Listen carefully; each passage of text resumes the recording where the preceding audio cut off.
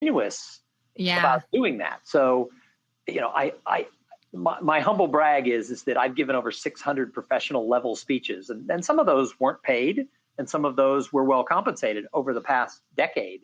And it's kind of like that 10,000 hours theory. I heard one time that a speaker, to be really confident and able to handle everything, has to do 300 speeches. And for a long time, speeches, huh? That scared me until I crossed the 300 mark, and now I use it as a marketing tool. And you're like, I love it. Can I steal that? How can I use that? I want to use that. So, okay. So what do people get wrong about working with speakers? So they have this idea that they're a commodity. We know that we need to just do away with that. But what else? What do people get wrong about that? Where are they missing the boat on working with speakers? I don't know why, but when I go to like MPI and PCMA and ASA, a lot of the other vendors, the consultants, the hoteliers, the catering companies, the decor people, they all seem to be treated as event professionals, event profs, if you were in the Twitter world. Yes. Speakers don't seem to have that same welcome mat. And maybe it's because we've destroyed it. Maybe there have been people who were cocky or jerks or whatever. But I think where people miss the mark is they don't look at their speaker as this amazing partner before, during, and after their event. I think that if you're going to, bring a speaker in, their greatest skill shouldn't be getting to the airport 10 minutes after saying, thank you very much. Right. You should be working in advance to, have them involved in your social media communities, maybe do a webinar or write an article in advance. They should do more than show up on the stage and speak and leave, unless it's a celebrity. If you bring Bill Clinton in to speak at your conference, I realize he's not going to your happy hour after his speech. And there's Secret Service reasons why. There's all kinds of reasons why. However, if you bring in, a non-famous working speaker, part of what I do as the conference catalyst is I stay the whole day if I'm just doing a keynote, or the whole conference if I'm the MC or doing sort of a hybrid version. And people always come up and go, wow, you're still here. That's so great. The audience loves to talk to speakers, but a lot of people won't rush the stage, especially if there's a line of 5 or 10 people. So if they stay and participate for the rest of the day or the rest of the conference, that's great. So, people say, well, I can't ever get a speaker to stay. Well, tell them that's part of it. Right. If you're paying them a lot of money, tell them part of it is you're coming to dinner that night. And if they say no, there's other great speakers out there. Yeah. Make them be a partner with them, but let them know this is what I expect of the people I work with. And if they're not willing to do it, you have to be willing to say, okay. I mean, I've had people ask me to do things and I said, I don't know. And they said, well, whoever we hire is going to do that. And I'm like, well, now I have to make a decision. Well, so do I want to participate? This is an interesting comment that came in from Scott. He says, interesting because there was just that discussion on Collaborate, which is ASA's, private community, with associations saying that they don't want to pay for the speakers to stay and serve the meals, etc. And I one thing that came to mind while you were talking about that is a lot of times I'm actually, if I'm ever asked to come speak, I'm actually pushing the conference organizer to do things to promote the presentation ahead of time. Like, can we do a webinar ahead of time? What can we do to promote it? Is there something I can do, like a video plug? And I am surprised at, first, the fact that I have to come up with that. And second, that many times, if I don't go ahead and push through and follow up on it, it won't happen. They don't do it. And I mean, I know it's extra work, but it seems like they'd want more value. I think because speakers go to so many events, we're also a great tool to share ideas. People ask me all the time, hey, we want to do a different type of networking lunch. What have you seen? What have you done? I can talk about, because I've been to 50 events this year, I can talk about things that I've seen at other conferences. Yeah. So ask the speaker for their ideas. It's interesting when he says they don't want to pay for the speaker's meal.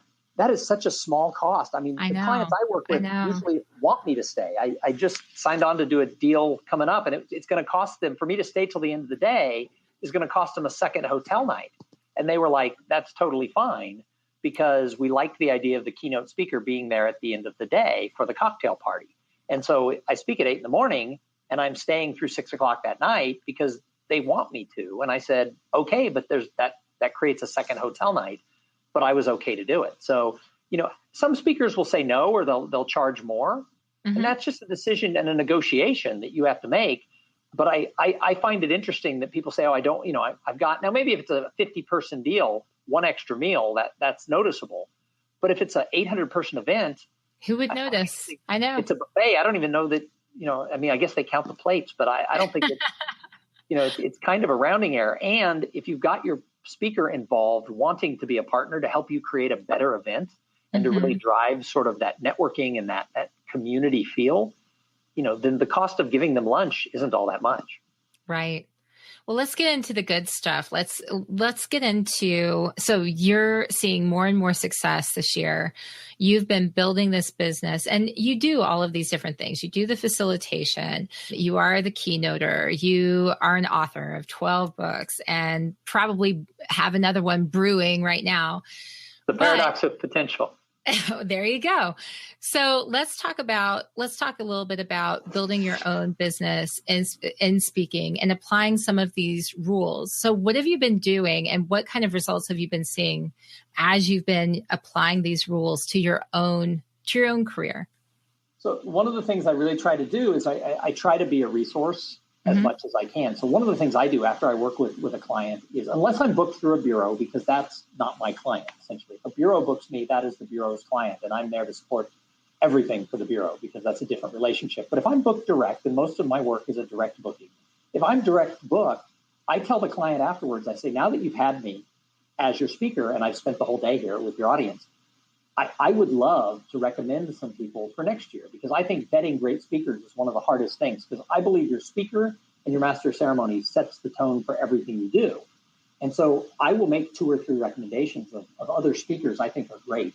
And most clients love that. Now, they don't always book my recommendation, but they love the fact, and they say, wow, I wish more speakers, would do that. So I'm always looking for how can I use my network as a value to them, whether it's speakers, whether it's third-party planners, whether it's hotel ideas in certain cities where I've done conferences.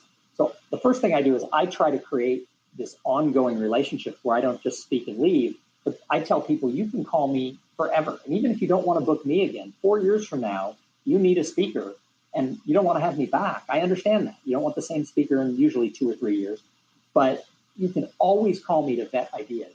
And I get calls down the line. And sometimes in the course of that conversation, they're like, well, why don't we just have you back? And I'm like, okay, we can do that too. You're like, sure. I love that idea. Repeat business has been a large part of why my business is growing, because I've tried to find ways to stay in touch where I can. Now, not everybody you're going to build a relationship with, and I try not to be a spammy over-nagger, but I do try to keep the relationship alive where there's a give and take relationship. So that has helped me grow the business a lot. So I have a friend who, and I swear it's not me, but I have a friend who is building a business as a facilitator, and he's getting started and has a great reputation and is getting speaking gigs all over the place. And I'll tell you my concern. My concern is this, that you can have a great reputation, you can build these great connections, but you've got to always be building. And because people don't have the same speaker back year after year, right? You have to get some variety in there. So how have you addressed this? Surely you came across this early on and you were like, oh, wow, even though they love me, they have to wait a little while. So I'm fortunate. I get more repeat business than some people. There's some people who get a lot more than I do. Part of it is I've changed up what I do. Part of it is my original keynote for years wasn't just about stuff they could take home. It was about how do you make this conference better? And that's how I became a master of ceremonies. Is I keynoted for years and people were like, you changed the conference because people were more connected while they were here, but we can't have you back next year. And I'm like, oh, I could be your master of ceremonies. And that's how I started sort of the MC thing. So having different products to offer has been good because someone can have me at the thing. If they like me, they can have me facilitate their board meeting. They can have me as the MC for 2 or 3 years in a row. Although even then, it can't be the same person forever because it's not the Thom show. I'm not part of their industry. And I understand that. So a lot of it is having different products, coming up with the paradox of potential as a new, entirely different product line has been really positive for the business because people are, they know me, they like me. And then the other thing is for a speaker, and this sounds, I always cringe when I say this, you have to be good. And good is subjective. I've gotten those sheets back where they pass them out to everybody and they give 10s or 5s or whatever. And I usually score really well. I'm usually the top speaker or a top speaker wherever I am. But there's always that person who fills out going, why did you hire him? I didn't like his personality. And I've learned, remember the old Billy Crystal movie, Mr. Saturday Night? Yes. He was a stand-up comic and he was great. And there was one night where he just crushed it on stage. And afterwards, everybody was giving him all these kudos. And he's like, what was with the people at table 15? They never smiled. They didn't laugh. All he could think about was the people who didn't love what he did. And so I've learned the hard way to let go of those and just go out and be good. And if I'm good, it'll lead to somebody saying, hey, this speaker sucks less than others. Let's have him back, or let's refer him to the next person, or whatever. So part of it is that if you're going to be in this business, and it's true if you're going to be a consultant, it's true if you're going to be a third-party planner, if you're a caterer, or if you're in a job, you have to do good work. I mean, that's the game is doing good work. And that's the thing, is there's a lot of speakers out there who think they're really good. And my mentor at the National Speakers Association said this to me when I first met him. He said, after you finish speaking, what do you want people to say? And I fell in this trap. I said, I want them to say, great speech. And he goes, no, you don't. And I said, yeah, I kind of do. I've got an ego like everybody else. I want to pat on the back. And he said, no, Thom, because we live in a polite society. Imagine for a second that you're at a speech and the speaker is just okay. He or she is just, you don't hate it. You're not walking out. But when they say in conclusion, you're thinking, well, thank God. Yeah. Now you're at the cocktail party and you reach for a piece of shrimp and someone else reaches for the same piece of shrimp and you look over and you make eye contact and it's that speaker. And it's just the two of you. No one else is there. And he or she smiles at you and you look at them. What do you say to them? You were amazing. Yeah, that's what you want. No, you don't. Yeah. So we live in a polite society. So even if you're just okay, people are saying great job. And I had one person tell me one time, I would never give a compliment unless they were great. I'm like, so what would you say? And they go, I'd pick out that one story and say, I loved the story about your speaker, about your sister. And I said, do you know what the speaker hears when you say that? Great speech. So the only way we can know if we're good as a speaker, and I argue in all our professions, is if people come up to you afterwards and say something of a derivative of what else can you do for me? So if people come up to me and say, where can I buy your books? Will that speech work for a law firm? My wife runs an association. I have to introduce you to her because you'd be perfect. That to me means I'm doing a good job. If I'm getting spin-off work, or they, even if they say, can I pick your brain? Nobody ever went up to somebody mediocre and said, can I buy you a cup of coffee? I want to learn more. So anything that translates to what else can you do for me leads me to believe that I'm doing good work. And so I try not to fall into the, hey, great speech, but I try to look at, am I spinning off new business?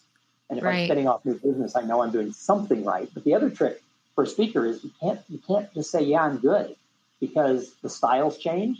I mean, it used to be, these fire and brimstone, come down and hand out tablets to the audience and people go, wow. I think it's more interactive now. I think in the last 5 years, what audiences want is a peer. They want someone who can tell stories about their own life and the things that they've done that they can see themselves in, rather than Moses coming down from the mountain with the tablets. And so I think the old day of the sage from the stage is over. And so you have to change. You have to change with it. You have to change your style, because the cheese is moving, as I said earlier. So I think that that's something I've done. If you watched a video of me 8 years ago and you saw me on stage, day after tomorrow, I'll be speaking to 800 people from a mortgage company, the top salespeople in a national company. That speech from 8 years ago and that speech this Thursday will be drastically different in the way I think of the audience and the way I just emote to the audience, the interactiveness of the speech. So I think you got to be willing to change as the business changes. How do you prepare? How do you prepare when I know that at this point it's, you've probably got this whole routine, but what really makes it go over the top for you and helps you to crush it? So first of all, I'm always looking for fresh stories. So, my brother said one time, you don't talk about me from the stage. And my kids said, watch out, everything is a possibility. Everything can happen. I try new stories. I still go to a Toastmasters club. People are like, you're a professional speaker. Why do you go to a Toastmasters club? Because I can try 7-minute stories. That's a great idea. If someone wants me to speak for, locally, I won't do it out of town, but if someone wants me to speak locally for a group that has no budget, like Young Men's Business League, I used to be a member of, and they do a lunch twice a month. Of course I'll speak for them because I can try all new material, because if I'm just okay, it's not going to hurt. I can't try new material on Thursday when they're paying me a fee.